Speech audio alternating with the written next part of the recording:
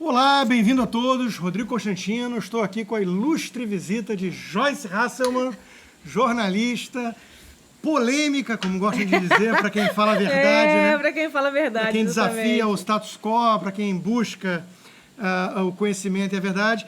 E hoje nós vamos inverter um pouquinho. Ela está acostumada a entrevistar muita gente. Hoje ela vai ser entrevistada. Não, na tua casa. Na minha casa. Tomando vinho. Estamos aqui em Weston, Tintim. Tratamento VIP. A iminente prisão de Lula. Viva! E eu queria falar com você, Joyce, basicamente aí sobre os seus projetos novos. Eu andei vendo seus vídeos, andei vendo o trailer e o primeiro capítulo. Você está vindo aí com uma série. Uma série. E você está vindo aí com um programa em 12 capítulos que tem uma pegada mais autobiográfica também, fala de legado, de sua infância. Fala de carreira, fala de liberdade. Isso. Então eu queria que você contasse um pouquinho aí para os nossos telespectadores esses projetos. Eu vi o trailer e eu vi o vídeo, você explicando um pouquinho da série também, fiquei muito interessado. Chama-se A Fonte, produzido aqui, né, em Miami. Isso. E... algumas das imagens, né? Porque tem coisas aqui, tem coisas do Brasil. E por uma questão de segurança também, com algumas pessoas eu me encontrei fora do Brasil e com outras no Brasil. Nem tudo, Rodrigo, eu consigo filmar na hora que está acontecendo. Então, eu vou te dar um exemplo. Não, você foi em favela, né? Falar com traficante. Fui em favela, dentro de um porta-malas. Eu fui levada dentro de um porta-malas, com o rosto vendado, confiando absolutamente na informação que a fonte tinha me passado. A fonte, que diga-se, te encontrou de capuz. Me encontrou de capuz. Num Jaguar. Me encontrou de capuz no Jaguar. Um alto executivo que participou de um grande esquema de corrupção e entregou os 400 nomes integrantes desse esquema para mim. E claro que para eu chegar naquele encontro, teve toda uma prévia, né? Começou a mandar e-mail, mandar carta. Eu falei, gente, mas quem que é essa pessoa? Ela existe, não existe?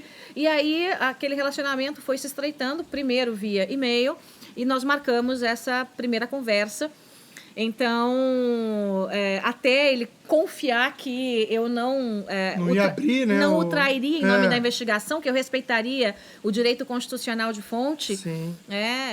Para ele também é muito complicado, porque ele fez parte do esquema. Ele é como se fosse um delator, ele é um colaborador. Eu vi a cena, porque você mistura ali um pouco de...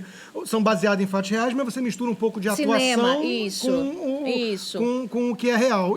Porque tem cenas que eu preciso reconstruir. Claro, né? não dá pra fazer... Não tem como eu entrar com uma câmera numa favela, ou não tem como eu, por exemplo, quando eu estou conversando com a fonte, mostrar, né, eu chegando, eu saindo, a roupa que eu estava vestindo, como então, é que eu me preparei, a arma. Na sua atuação ali, eu vi uma cena fantástica que você pergunta para ele logo no primeiro encontro, né? E esse carro aí, né? E o cara falou, todo mundo roubou na empresa. Todo mundo roubou. Quer dizer... Porque assim, é o Jaguar, né? E o cargo dessa fonte não era um cargo tão alto. E eu sempre digo isso há muito tempo. Nós dizemos, né? Siga o rastro do dinheiro. Siga o rastro do dinheiro. Então, eu vejo aquele cara que o salário dele devia ser ali de uns 20 mil por mês, com um Jaguarzão. Não dá. Não dá, meu amigo. Né? E uma pessoa jovem. Né? Não é alguém que está a vida inteira economizando dinheiro. Não dá, não bate. Então, aí eu perguntei, né? Aquela curiosidade. Aí todo mundo roubou. E assim, a conversa é incrível. As informações... As entranhas do Brasil, né? É uma coisa que a Lava Jato pegou esse lado da moeda e esse lado da moeda. Mas tem um limbo que é muito maior do que a gente já descobriu. Que são as pessoas que, por enquanto, estão fora do processo. Mas vão entrar no processo. E eu tô nessa investigação. Não sobra um, meu irmão. Não sobra um, meu irmão. Essa é a série, né? Então, muito bem. Por que a série? É demorado, é investigativo, vai ter que ter uma produção bacana, né? Porque eu não vou... Eu vi que tem uma pegada bem americana, bem filme americano. E de cinema mesmo. Netflix, assim. Netflix, A ideia é essa pegada, né? É seguir com uma coisa como Netflix mesmo, mas algo absolutamente real. E que, só parênteses para quem não sabe, né? Você tem um histórico, muitas pessoas te associam, pelo menos o seu surgimento maior na mídia nacional, a questão do PT, da corrupção, mas você tem um histórico lá no Paraná de denunciar já a corrupção sob ameaça de morte. 15 anos que eu estou nessa lida, né? Quase 20 no jornalismo, porque eu comecei a trabalhar antes da faculdade, mas especificamente em investigação, denúncia de corrupção, são 15 anos. E a corrupção que eu denunciei, que eu investiguei, não é só corrupção política, né? Eu botei a cúpula da polícia do Paraná na cadeia, destituí, foi uma denúncia minha, destituí o delegado-geral. Eu descobri um grande grupo que tinha promotor, procurador, juiz, né, que trabalhava com tráfico internacional de crianças. E por conta de alguma dessas investigações teve intimidação, né? Nessas duas que eu te citei, eu tive que andar escoltada. E teve um sujeito que apontou uma arma. Somando todo o tempo, foram 9 meses de escolta. Entendi. Em um desses casos, em uma dessas investigações, que era justamente o caso Tainá, que envolvia policiais envolvidos no assassinato de uma menina, e culparam inocentes, e eu descobri que eram inocentes, entrei na guerra por conta deles e quase morri por isso. Aconteceu esse fato, né, de 2 motoqueiros me seguirem. Entendi. Eu devia estar escoltada, mas aquele dia eu dei uma fugida, né, porque eu não aguentava mais. É asfixiante viver assim. Asfixiante. Eu tenho amigos que andam com segurança e... Mas não foi a primeira vez que eu tive uma arma na cabeça. Minha casa foi invadida. Então, são casos, assim... Você está acostumado, ou seja, não é um habitat estranho para você mexer com esses poderosos e bandidos. Desde você receber um bilhetinho, como eu recebia, né? Aquela coisa, o peixe morre pela boca, até você ter uma arma na cabeça, por todas essas fases eu já passei. E teve um político que é grandão e está em atuação até hoje, que me perseguiu muito. Foi o que mandou invadir e quebrar minha casa toda. E num determinado momento, ele mandou me grampear também, aquela coisa toda. Eu fiquei sabendo que numa conversa interna ele disse o seguinte: eu devia ter mandado matar, agora é tarde.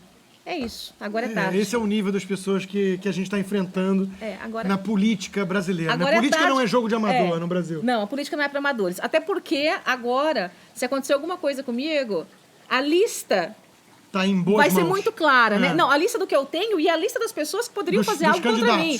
Então, né, fiquem bem calminhos, tá? Né? Fiquem bem calminhos, porque eu vou seguir nessa investigação. E o segundo produto é a questão do Pensando Juntos, né?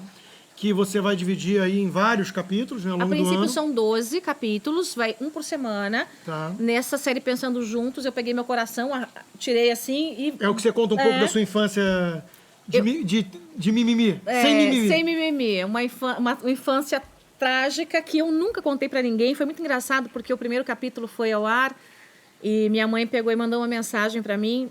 E ela disse assim: Joyce, eu chorei muito ao relembrar essa coisa triste que eu contava, né? Do dia que mais me marcou, a gente passando fome, aquela coisa toda. E... Quem olha pra você não acredita. Ninguém. Todo mundo acha que você é uma dondoca. Não associa a infância do Lula. Exatamente. Todo mundo acha que você é uma dondoca. Por quê? Porque eu nunca fiz assim, nhenhenheca. Ou seja, nos Estados Unidos você podia ser uma Oprah Winfrey. Exato. Né? Ela criou um império super poderosa, cotada para ser candidata pelo Partido Democrata, sempre vendendo mimimi. Toda a história dela é eu fui vítima, eu fui vítima. Coitadinha. Não, eu primeiro... dei a minha contribuição, venci na vida. De onde eu saí, para onde eu cheguei, Constantino, sem nenhuma falsa modéstia, eu venci. Porque eu saí da miséria absoluta, e hoje eu sou uma das jornalistas mais importantes do país. Gostem de mim ou não. Sem usar isso. Então você agora pode contar isso. Exatamente. Sem nenhum tipo de vitimismo. Para mostrar para as pessoas que todo mundo pode. Aliás, tem um dos vídeos do Pensando Juntos em que eu falo de igualdade. Porque a gente, não nós, né? A gente tem, as escadas já caíram, mas as pessoas discutem muito, nos intelectuais, artistas, até o Papa, não, igualdade, igualdade. Como se igualdade fosse todo mundo ter a mesma coisa, ganhar a mesma coisa, comer a mesma coisa. Não é nada disso. Eu tenho a oportunidade de ser, e não de ser como o outro. E não de ter o que o outro tem. Sim, então, sim. Eu provei isso. Agora que eu provei isso, eu estou mostrando para as pessoas, olha, não precisa mimimi, não precisa nhenhé, não precisa vitimismo, não precisa coitadismo, né? Você pode vencer sim. Maravilha. Então, eu acho que isso vai ser... E quando é que está vindo aí para público esses produtos todos? Então, o primeiro capítulo da Pensando Juntos já foi ao ar. Todo sábado que foi vai o legado. O legado. O próximo é Carreiras. Vai ter um sobre o Trump, vai ter um sobre liberdade, vai ter um sobre manipulação, vai ter um sobre a escória da sociedade brasileira, que hoje está na política. Sobre Trump eu fiquei curioso. Qual é a pegada? Mostrando Tem alguma coisa a ver com fake news? Com o grau de torcida da imprensa para destruir... Tem sim. Tem sim. Assassinato de reputação? Sim. Tem a ver com isso, tem a ver com a manipulação que se faz em torno do que o Trump faz aqui nos Estados Unidos e o que ele faz realmente. Então, é simplesmente contrastar fato com boato. O que a imprensa mostra E o que ele está fazendo? E aí as pessoas vão decidir. Geralmente, os meus produtos todos, eu trouxe até esse momento sempre acabados, né? Então, um editorial, eu começo uma ideia, eu desenvolvo a ideia, eu concluo a ideia. No Pensando Juntos, eu começo a ideia, eu desenvolvo a ideia e é quem está me assistindo que vai concluir. Entendi. Eu não quero que a pessoa pense naquilo. Então, são assuntos do dia a dia. Daí o nome, né? Pensando Juntos. Quer dizer, você dá o caminho e a pessoa tem que tirar suas próprias conclusões. E num momento desesperador no Brasil. 2018 é um momento do tudo ou nada, né? Ou a gente vira essa chave de uma vez... Então, aí é um bom gancho para trazer para a questão conjuntural aí. Você foi tida como a musa dos movimentos do impeachment e tudo mais. Nós vencemos essa batalha. Quer dizer, e não é pouca coisa. Não. Né? Nós impedimos que o Brasil se tornasse uma Venezuela. Isso é muito relevante.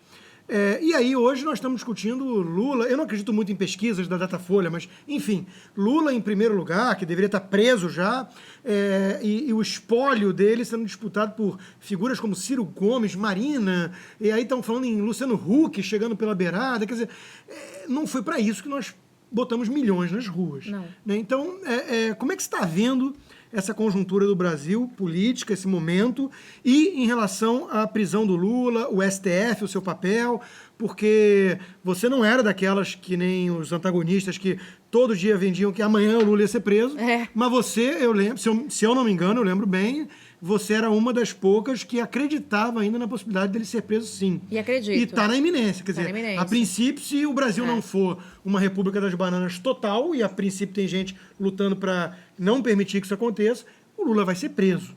Então, isso é um marco para o Brasil. Como é que você está vendo esse cenário todo? Em geral, eu tenho um feeling, acho que uma sorte danada para fazer as previsões políticas, sabe? Quando a Dilma era candidata, ela estava bombando. Eu disse uma vez no ar, e me chamaram de louca, que ela ia ser empichada se fosse eleita. Né? Ninguém acreditou, e foi. E eu disse que o Lula ia ser preso, e vai. Ele vai apodrecer na cadeia? Infelizmente não, como eu gostaria.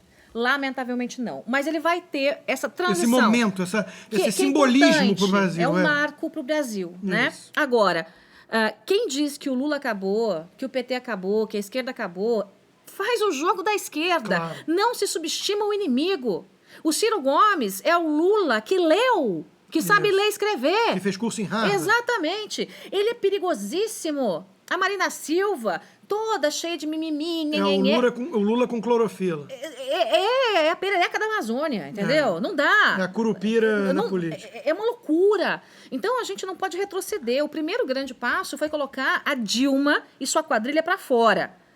Limpou a política brasileira? Claro que não, gente. Tem um monte de porcaria lá ainda. É uma hidra com várias cabeças. Mas e aí como é que fica o papel da direita nessa coisa toda? Quer dizer, nós temos hoje, pela primeira vez, empresários, um bando de gente saindo da toca e se assumindo liberal ou conservador, como diz o Gustavo Franco, botando a jaqueta liberal. As pessoas tomaram coragem, né? Tomaram coragem. Depois a gente tomou pau, né? Durante anos e tal. Apanhamos sozinho, e agora, mas tudo bem. Tudo bem. É do jogo. Eu acho que isso aí. no meio jornalístico e ligado à direita tem muita disputa de ego e vaidade. Nós não estamos nesse jogo. Eu quero o resultado, eu quero que o Brasil avance. Então, levando isso em conta, está tendo uma fragmentação. E está tendo uma fragmentação com motivos legítimos. Quer dizer, tem certas figuras que representam uma ala da direita, mas que incomodam ou suscitam suspeita, incômodo, desconfiança em relação a outras áreas, como a área econômica, para falar muito claro, o próprio Jair Bolsonaro. Ele está nisso há muitos anos, ele não surgiu agora contra essa corja vermelha toda, mas o seu chapéu liberal na economia, com Paulo Guedes e tudo mais, é recente. Então, quer dizer, a gente vê outras figuras surgindo com um discurso mais liberal e tudo mais, focando a maioria em economia, e fica essa fragmentação toda, esse caminho aberto aí para centro-direita ou para liberal conservador. Como é que vai acontecer isso aí? Quem é que vai levar em 2018? O que vai acontecer com o Brasil daqui para frente? Essa é a pergunta de $1 milhão, né? Quem vai levar, Constantino, eu não sei. Mas uma coisa eu tenho muito claro. Uma coisa eu sei. E eu disse isso olhando nos olhos do Jair Bolsonaro, eu disse isso olhando nos olhos do João Dória, né? E vou dizer isso para os outros candidatos de centro-direita, que já têm almoço marcado comigo na semana que vem, que é o seguinte: não sejam idiotas, não sejam burros e não gastem munição entre vocês. Gastem munição com o inimigo. Ai, quem é que vai chegar lá? Não sei, não tem bola de cristal. A gente não sabe o que vai acontecer, o que a Lava Jato vai fazer, qual é a denúncia que vai pintar, como é que as coisas vão andar. Agora, o inimigo é muito claro. O inimigo é Lula, PT, Marina, Ciro Gomes, esses diabos todos, né? Quem é que vai chegar lá? Eu não sei. Porque a gente tinha, por exemplo, no passado aí recente, a grande possibilidade do Dória ser o candidato do PSDB. O Alckmin foi lá, mexeu as pedras. Hoje é o Alckmin, mas amanhã a gente não sabe. O Jair Bolsonaro, candidatíssimo, mas até anteontem ele não tinha partido. Então vai ter que fazer aliança, vai ter que ter tempo. Nós temos aí o João Amoedo do Partido Novo. Quer dizer, se esse pessoal deixar um pouquinho de lado a questão do seu ego ou do seu projeto pessoal e pensar de fato no Brasil... Sem dividir agora. Tem que haver um mínimo de coordenação. Agora. Até porque o Rio de Janeiro é um bom exemplo do que aconteceu quando dividiu e deixou no segundo turno Crivella e Freixo. Quer dizer, olha que desgraça, né? Então...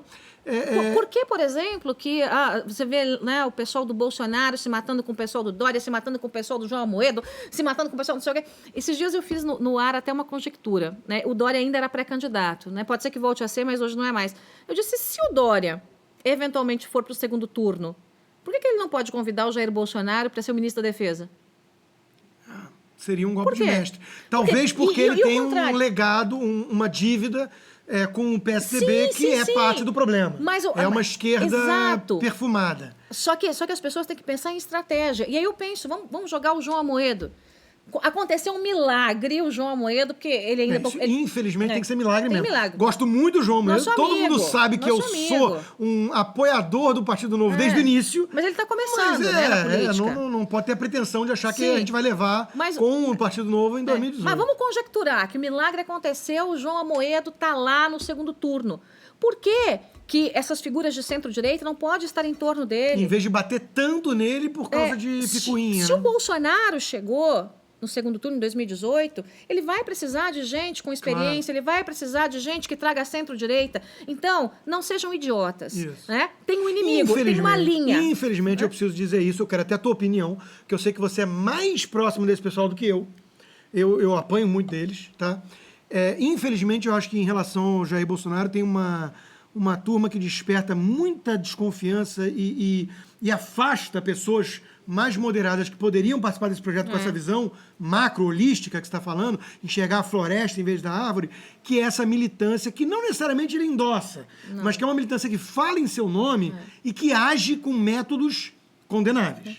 Eu sei porque eu já critiquei, como eu já elogiei, e quando eu critico não é aceito de forma alguma eu criticar, e se eu defendo o outro, ou se eu elogio o Dória, ou o João Amoedo, ou o Flávio Rocha, que nem candidato é, você toma pau eu tomo pau, porque é uma coisa que parece que é só projeto de 2018 e poder. E eu tô pensando no Brasil, eu quero o seguinte, quanto mais empresário sair da toca defendendo a mensagem liberal e conservadora nos costumes, melhor. O Brasil precisa disso.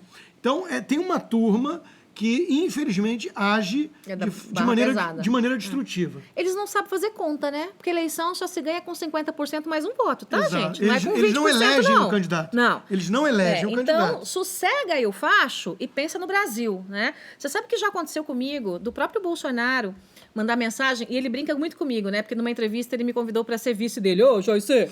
A loira mais inteligente do Brasil, Joyce! E eu gosto muito dele, como gosto muito do João, tenho um bom relacionamento com eles e com alguns poucos políticos. A Ana Amélia, o Caiado, eu consigo, o Onyx Lorenzoni, eu consigo ter uma boa relação com essas figuras porque elas têm algo de bom.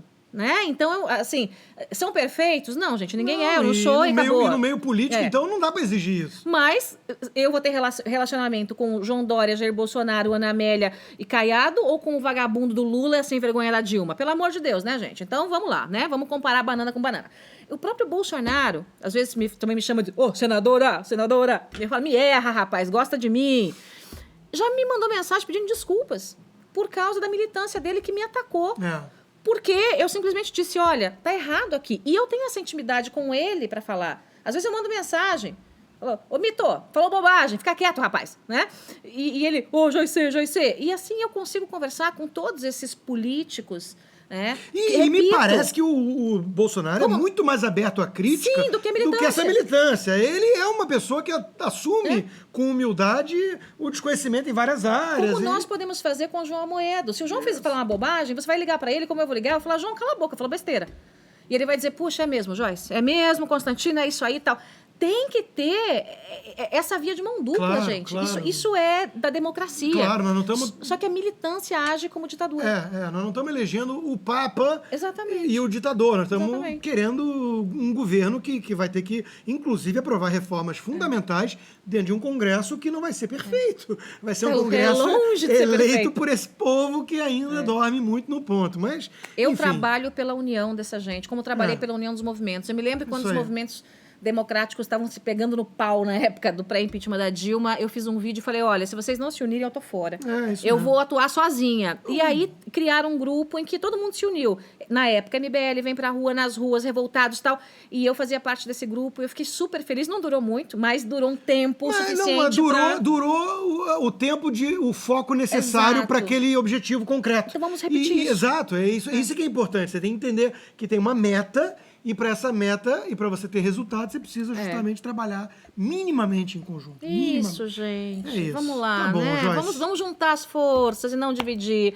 Viu? Porque a esquerda pode se odiar, um odeia o outro, mas para tomar o seu voto e tomar o nosso dinheiro, nossa liberdade, eles se juntam, tá? Inclusive na estratégia da tesoura. Hoje mesmo eu li um marqueteiro que a empresa que é sócia dele aqui nos Estados Unidos trabalhou para o governo Trump. Então a Folha deu uma entrevista com ele como se ele falasse em nome de um marqueteiro do Trump. E não é verdade. Esse cara defendia que o Dória e o MBL eram muito mais radicais do que o Lula. Porque aí, o que ele usa como exemplo? 2 exemplos. O Lula chamou empresários para o seu governo, leia-se máfias da Odebrecht e companhia para participar da pilhagem conjunta, do Butim, e a outra evidência que ele apresentou. Existe o PSOL e o PCdoB, Manuela Dávila e o Boulos. Portanto, o Lula não pode ser um radical, ele é um moderado. Isso é a estratégia das tesouras. A extrema esquerda apresenta os mais caricatos para que o Lula possa posar de moderado. Um cara que defende Maduro e Venezuela e controle de mídia e desafiar a justiça quando é condenado. O Lula disse num depoimento, se eu não me engano foi ao Rodrigo Leite, que eu deveria ser presa. Pra você ter uma ideia venceu do na que... justiça, Venci. né? Porque ele disse em qualquer país, essa mulher seria presa. Qualquer país que ele está acostumado. Venezuela, Cuba. Coreia do Norte. Pelo que diz de um presidente. Ele disse isso. Esse é o Lula, gente. O que ele quer é isso. É acabar com a isso aí, gente. acabar. Então esqueçam. Né? Bom, ele quis expulsar um correspondente do New York Times, que é um jornal de esquerda, porque escreveu num texto que ele gostava da cachaça. Uma cachaçinha, né? Larry Roder, lá atrás, ele quis expulsar o cara, no começo do governo dele. Exatamente Isso é o DNA autoritário. Esse cara não é Exatamente. radical, mas o Dória é radical, o Dória é tucano. Porque ele tá tudo trocado no país. Tadinho do Dória. Nós temos muito trabalho pela frente. Gente, ô, olha, Joyce. eu vivo tomando pau, porque de vez em quando eu faço os elogios ao Dória e ao Bolsonaro, mas eu vou dizer pra vocês, o Dória, não gosto do Dória, o Dória é ruim nisso, o Dória é ruim naquilo, queriam o quê? Queriam Haddad? É isso? Queriam o PT? Exato. Então, gente, é em relação a, tudo é em relação a. Exato, em Então, relação a. Tem um saying aqui nos Estados Unidos que diz o seguinte: it is what it is. A política é a arte do possível, da realidade. Então vamos parar de sonhar com as utopias e perfeições e vamos agir com os instrumentos e as armas que nós temos. É isso aí. Joyce, muito obrigado. vou fazer uma lista, viu, de candidatos pré-confiáveis para 2018. Tá bom. Porque eu acho que o nosso Brasil precisa disso, A gente entendeu? pode começar... Um selo de qualidade. Não, então, antes do selo de qualidade é o ápice. É. A gente pode começar de trás para frente, com o selo de rejeição. Esse não, Ou seja, né? vamos começar mostrando aqueles que não podem de forma alguma ser levados a sério. Né? E aí são todos esses aí que estão disputando o espólio de Lula e companhia, posando de moderados e não são moderados. Né? A turma da rede é formada por todos os ex-petistas. Né? A Marina, o Molon, o Randolph, a Heloísa Helena. Nossa, Quer dizer, que é desgraça. o pessoal que bate carteira, bate ponto lá na Globo. Né? Então não dá para levar a sério. Aliás, última pergunta, Joyce, para fechar. Você tem mais de 500 mil inscritos no seu canal do YouTube, mais de 1 milhão de seguidores no Facebook. E 200 mil no Twitter. esses seus programas estão bombando. Você grava um videozinho, tem 200, 300, 400 mil views. Né? Fala um pouquinho pra gente dessa experiência em relação à imprensa, à mídia mainstream. A mídia mainstream acusa as redes sociais e os independentes de fake news. E a gente viu aqui nos Estados Unidos com Trump e companhia que, de fato, fake news tá muito... Existe fake news na internet, ninguém tá negando. Existem uns canais meio sombrios, obscuros. Tá na imprensa oficial. Tá na imprensa, grande imprensa. A grande imprensa... Mente pra esconde, caceta! mente, manipula, distorce, torce, é torcedora. É isso aí. Né? Então, isso abriu espaço para um canal como o seu. Totalmente independente, com apoiadores, que tem deslanchado. Né? Então, isso é uma mensagem de esperança para quem está cansado de ver a mídia manipulando as informações. E assim, Rodrigo, eu falo muito da meritocracia, né? Do cria sua oportunidade, faça, não interessa como esteja o momento, como esteja a economia, faça, arregace as mangas. Então, quando eu criei o meu canal, foi baseado nisso. Ah, tá, eu vou ficar falando, vou fazer? Tô falando, não vou fazer? Vou fazer. Ah, deu com os burros na água, vou fazer de novo. E caiu, levanto e faço mais uma vez. Enquanto tem uma turminha que só gosta de criticar. Exatamente. Né? Sentada com o bumbum na cadeira, dinheirinho às vezes mesada do papai. Exatamente. E só critica todo mundo que faz alguma coisa. Mesadinha do papai, discursinho falso e acabou. Então, o que eu resolvi fazer? Me expor, dar a cara a tapa e deu certo. Mas deu certo depois do quê? Depois que eu tomei um monte de tombo, gente. Não é assim, né? Eu gostaria que fosse. Na primeira tentativa, lá há 20 anos, já virou, né, uma popstar do jornalismo. Pra chegar aí teve que comer muita grama. Isso é uma coisa que as pessoas ignoram em relação às pessoas bem-sucedidas. Em todas as áreas, empresarial também. A maioria dos empresários de destaque teve crises ou perto de bancarrota. Pastor, né? É muito comum. O nosso amigo Salim Matar. Sim. Um grandíssimo empresário, um dos maiores nomes do Brasil, que começou Um herói.